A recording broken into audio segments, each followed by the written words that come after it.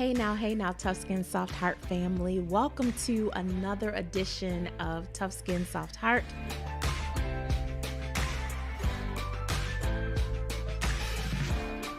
Hey now, Tough Skin Soft Heart family. I am so grateful that we are gathering.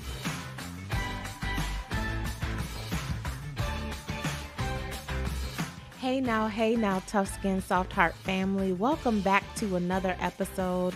And really just welcome back to our community table.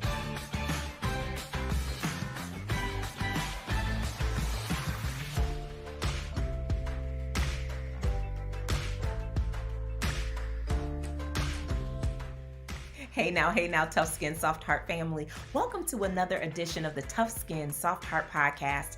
I am so delighted that you have made this podcast part of your self-care, your wellness practice, because we are making this our year. We've made this commitment, you and I, that we are going to lead, love, and serve in transformational ways while being holistically well from the inside out. And we understand that wellness is an investment, right? Can I get a witness on that one? That wellness must be co-created first with you. And then it has to be co-created in how we manage our calendars, what we give our time and our energy, our attention to. And so I am just honored that you have added this 15-minute segment of sacred space for us to gather head and heart to talk about the difficult things that we navigate behind our titles, our smiles, and our roles, and also to check on one another, that we are making it our normative cultural practice to check on our strong friends. You know you're my strong friend, right? I know that when you lead, people flourish, but I also understand that leadership comes with a price tag. And so I am just honored that you have gathered. I'm honored to be able to pour into you with the same intensity that you pour into others. Now, I know you all are probably wondering, why is Shan dressed down, right? Usually I have on some of our branded gear. Today, I am rocking my hometown of the city of Detroit. My hair is tied up because y'all, there is no makeup today. You are getting me all natural today, family, because I just came from a 2-hour workout. Let that just sizzle in your spirit for a minute, right? A 2-hour intensive high cardio, high energy workout for a great cause. It was to benefit a health organization in the community that centers the wellness of the Black community. But it was just a beautiful, beautiful time. And I had to run home to make this our conversation for this week. You know, often we talk in our circle about our emotional well-being because that, for many of us, for many years, too long, was an often neglected, ignored, tucked conversation, right? Many of us came of age professionally in a space where, we didn't ask one another or other colleagues how we were doing legitimately for real. And so because that was not normative as a wellness practice in our leadership, we were used to emotionally tucking whatever we were navigating. And so we had to really spend the first 2 seasons just talking about and unpacking what we carry, right? And honoring our humanity in the work that we do every day. But today I want to dig into a new space of wellness, one that we really haven't talked about very much, and that is, how are you doing physically in your body? What is your nutrition or your exercise regimen? See, about a year ago, I would not have asked any of you that question because I really wasn't asking myself that question. I intermittently worked out, but the day that I became a founder, I started to make my workout and exercise time expendable. Somehow that high achiever in me, starting a business, putting my all into it. Y'all, if the business got busy and I was supposed to work out, which one do you think I chose? The workout or the business? Well, if you guessed the business, you were right. But a year ago, things changed for me. And it really started with, and really with life changes, right? If you think about some of the life changes that really impacted change psychology for you or became milestone moments, when you look back at it, you realize that was a pivotal moment for me. There were 2 pivotal moments for me in 2021. The first pivotal moment is I ended up getting a new holistic care doctor. And as part of becoming a new patient of care, I love her because she sat down and she said, all right, this is a dating relationship. Like, I'm getting to know you, you're getting to know me. And all of my blood work came back great. All of the health metrics came back great. But she said, can we talk about these extra pounds? And I was like, no. Like you said, we were dating. This is just the first date. We may not. We will not talk about these extra pounds. And, and she said, well, we have to talk about it, because if we can't talk about it, she said, then I want us to be able to talk about this, because you have great health, but I don't want these extra pounds to become a barrier to you having optimal health. So the first thing was getting her as a doctor. The second pivotal moment for me was in March of last year. I contracted COVID and I got really sick to the point that I had COVID pneumonia, and I ended up being hospitalized. I had gone to the ER twice and got sent home. And the third time I ended up calling my doctor, and she said, I want you to go to the ER right now. Same doctor, same one that was dipping. I love her though. she said, I need you to go to the ER right now. And when I went into the ER, I ended up having a fever of 103. They ended up wheeling me back. I ended up spending a week in the hospital. And because of COVID, you can't have anyone with you. So my husband had COVID. He was in the car in the parking lot. He realized they're going to keep me. I'm really sick. It's now COVID pneumonia. I'm in the triage space where, I'm not assigned a room yet, but I'm not in the lobby. And in that moment, y'all, tears started to fall. And all I could think about was, I don't want my son to grow up without me. A friend of mine posted something recently, and they said that a loved one actually said that a child's shoulders were never meant to bear the choices and the decisions of their parents. And it was in that moment that I realized something about myself. And you tell me if this resonates with you. I am consistent almost to a fault about a lot of stuff. If I give you my word and I tell you that I'm going to do something, you can take it to the bank. I'm going to do it. When it comes to this, Shannon Cohen Inc., and I say I'm going to do something, the team will tell you I will show up to a fault. In my spaces of service, whether that's in my congregational life with friends, when I give people my word is my bond, and I mean it. And so I show up.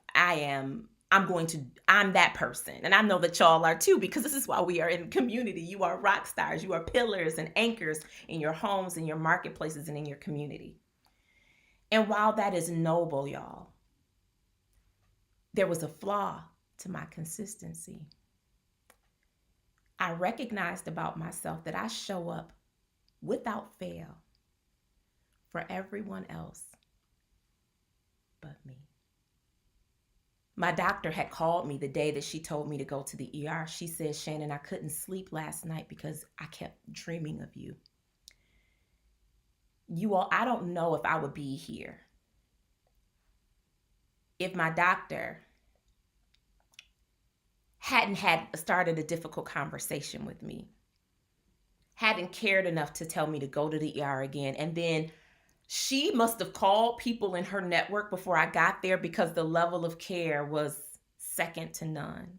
I exited the hospital and I made some decisions in that moment that I was going to invest in my holistic wellness with the same intensity that I invest in my relationships, in my business, in my service.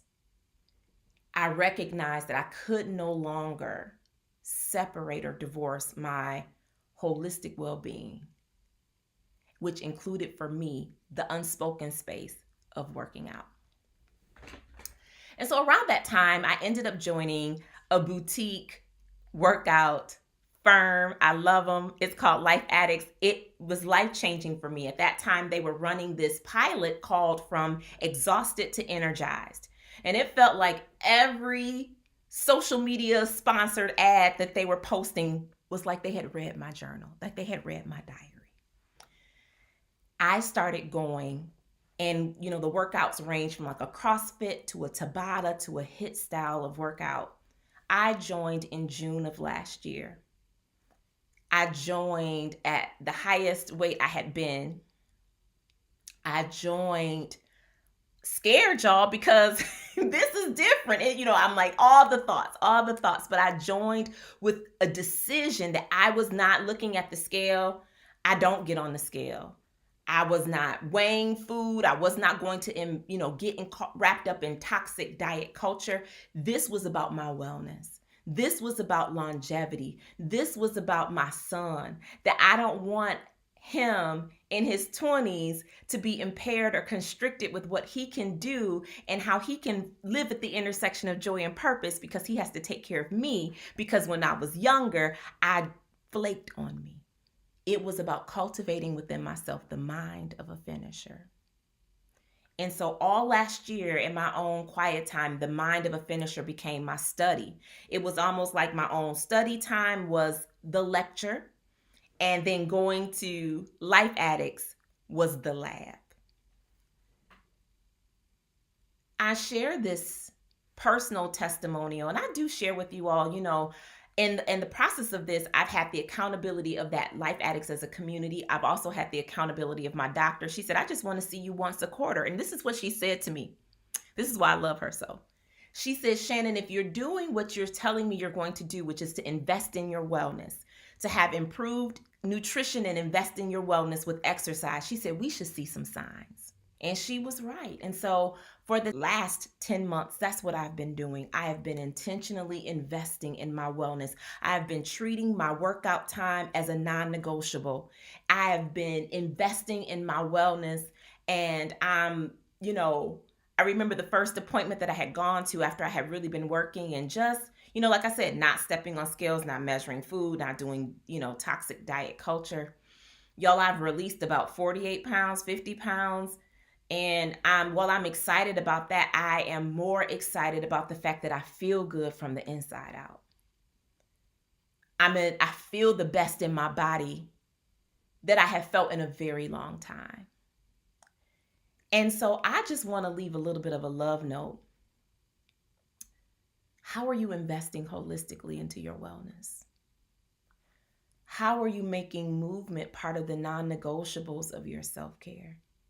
And the thing is, I had to find something that I loved enough to stick with, right? I've tried a variety of things. I've done Pilates, I've done step aerobics, I've done, walk away the pounds at home. And I'm not knocking any of those brands, because I think they are designed to do and get the results of if you do it. And that didn't work for me. Those weren't, that just wasn't my jam.